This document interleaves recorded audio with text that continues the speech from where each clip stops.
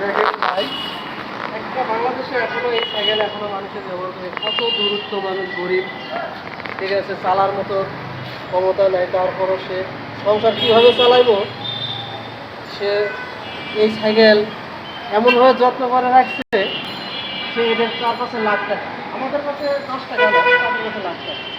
সেটা আমরা কল্পনা করতে পারি না এই ধরনের মানুষ এখনো পৃথিবীতে বেঁচে আছে। ঠিক আছে, থেকে দোয়া করি সে আরও বড় হোক, সে যেন আরও সফল হতে পারে। ঠিক আছে, মানুষের দোয়া যেন তার কাছে থাকবে চিরদিন।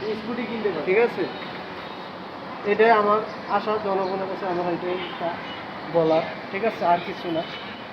আমি নিজে নিজে একটা অনুভব করতেছি এই জায়গায় যে এখনো মানুষ এইরকম আছে, যে আল্লাহর কাছে লাখ লাখ শুকুর, আল্লাহ তার হেদায়েত দেন।